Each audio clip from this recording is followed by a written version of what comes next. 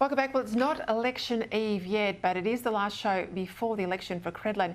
And I know it's been 5 official weeks of campaigning, but really we've been in an election and on election footing for many, many months. So joining me now for his take on the official and unofficial campaign and what we might expect on Saturday night, Sky News political contributor Chris Uhlmann, who I might say will join us on the panel out of Sydney on Saturday night as well.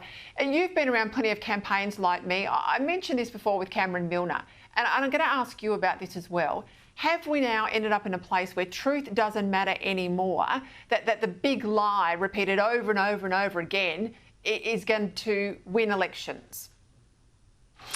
Yeah, Peter, I guess the one that stood out to me was the $600 billion claim, which clearly had a lot of traction for the Labor Party and was married with, he cuts, you pay. And it worked for them because they used it over and over again. The Prime Minister used it, was using all their advertising campaign. And when you research that and where it came from, well, it didn't come from anywhere credible at all. In fact, it came from the Smart Energy Council, which is a lobby group for wind and solar agencies that was done on the back of an envelope. And even if when you went to their press release, what it said was their costings were between $116 billion and $600 billion. Well, look, if you've got basically a $500 billion gap in your numbers, that shows that that's not modelling, that's propaganda. That's what it always was. And that's where the Labor Party figure came from. So there was that one.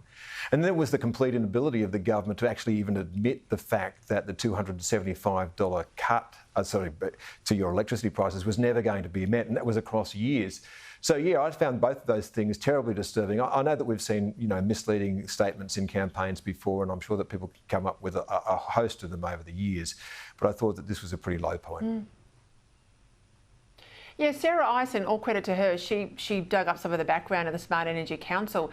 But that caused me to then go and look at all the modelling, or the so-called modelling. It wasn't modelling at all. It was a Gen Cost report and a little bit else from AEMO, and that was behind this big claim.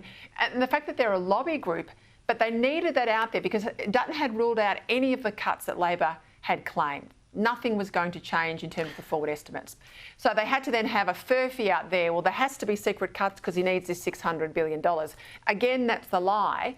But when it has a little bit of credibility because they can link it across to nuclear, and punters know enough out there that he's got a nuclear plan, that's then been pushed out heavily into letterboxes and in social media feeds. And I am staggered that it wasn't up until about 3 or 4 weeks ago, until this stuff appeared in The Australian, that the coalition did anything about contesting this lie. Yeah, it was interesting that in the third debate on Channel 9, the Prime Minister didn't repeat it when he was pressed on it. But then when we got to the fourth one on Channel 7, he did repeat it. So, it just never left the atmosphere. And I think the other big one that the coalition's got to worry about for several election campaigns in a row now is the whole Medi-Scare campaign. It seems if it wasn't working, they wouldn't be using it. We know that. So they need to find a way to combat that, and they've tried everything up to and including the fact that they want to give more money than the government most of the time now to Medicare. That's clearly an issue for them that will have to be addressed before the next campaign. All right, just quickly, I'm going to put you on the spot. I want to talk about Tony Blair, but what do you think will be the result on Saturday night?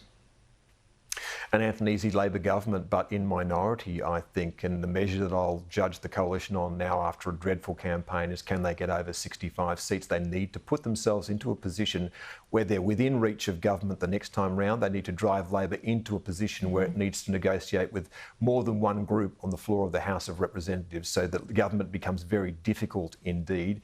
And it could be a good time to be in opposition if that's the case, because if we see the destruction of wealth, which I think will follow, the kind of energy policies that will come out of Greens, Teals and Labor, then we get to the next election, I think that the people may well and truly be ready for a big change.